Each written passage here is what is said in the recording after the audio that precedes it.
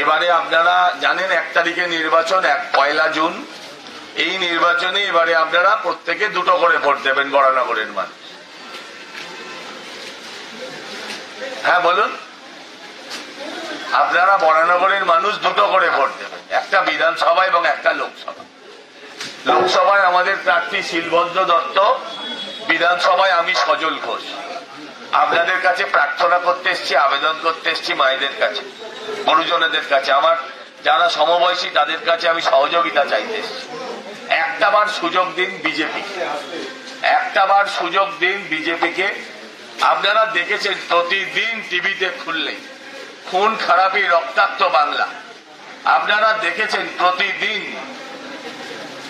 কোন না কোন নেতা তাদের বাড়ি থেকে টাকার পাহাড় বেরোচ্ছে। আপনারা মায়েরা, বোনেরা, দিদিরা, আপনারা দেখেছেন সন্দেশখালিতে মা বোনের সম্মান নিয়ে কিভাবে ছেলে খেলা হচ্ছে। তাই আমি মাতৃশক্তির কাছে, নারীদের কাছে, মায়েদের কাছে আবেদন করব, সন্দেশখালির দলকে ভোট দেবেন।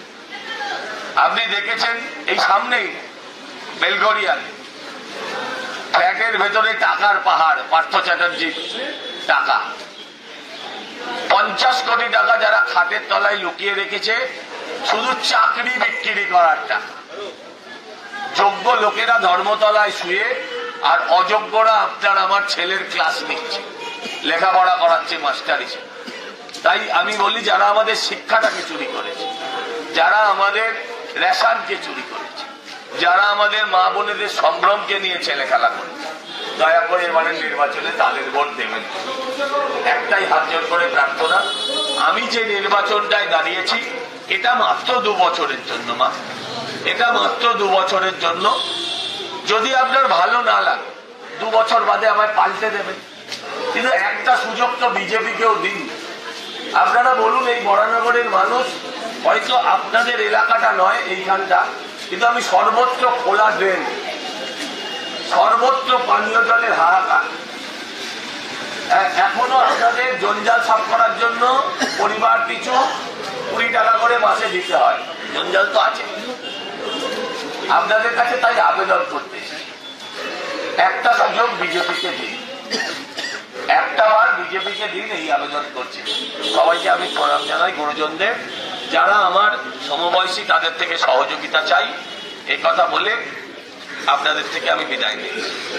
হ্যাঁ মা, হ্যাঁ হ্যাঁ, আমিও তো তোমায় তুমি বলছি।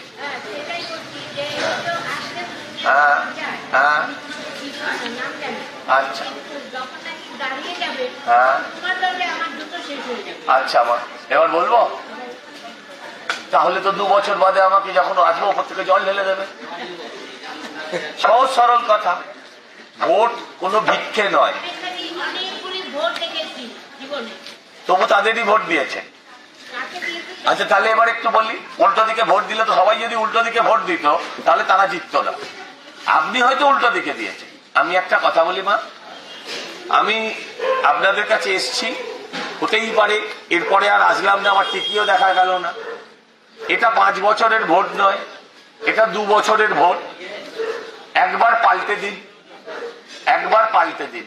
তা না হলে যদি আমি কাজ না করি 2 বছর বাদে আমাকে পাল্টে দেবেন, 2 বছর বাদে আমায় পাল্টে দেবেন। 2 বছর তো দেখতে দেখতে কেটে যাবে। আর আপনি অনেক ভোট দিয়েছেন, যাদেরকে ভোট দিয়েছেন দেখবেন তারাই আলটিমেটলি কষ্ট দিয়েছে, কিন্তু এখনো কিন্তু বিজেপি কখনো সুযোগ পায়নি।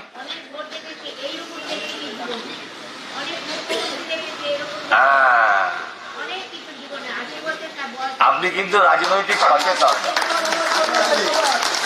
ভালো থাকুন মা, ভালো থাকুন। আমি আসবো, আমি কাজ করার লোক, আমার বয়স এখনো অতটা হয়নি, আমার ঠান্ডা গাড়ি, ঠান্ডা ঘর খুব বেশি লাগে না। আমি আসবো, কারণ আসবো এই কারণে 2 বছর বাদে আমাকে আবার যদি এখান থেকে লড়তে হয় তাহলে আপনাকে বারবার ডেকে মা জ্যাঠি এইসব বলে ডাকতে হবে, একটু গল্প করতে হবে। নিশ্চিন্তে থাকুন, আমি আসবো। আমাদের ভিডিও ভালো লাগলে লাইক এবং শেয়ার করুন। কমেন্ট সেকশনে গিয়ে জানান আপনাদের মতামত। আরও ভিডিও পেতে আমাদের চ্যানেল সাবস্ক্রাইব করুন এবং প্রতি মুহূর্তে খবরের আপডেট পেতে প্রেস করুন বেল আইকন।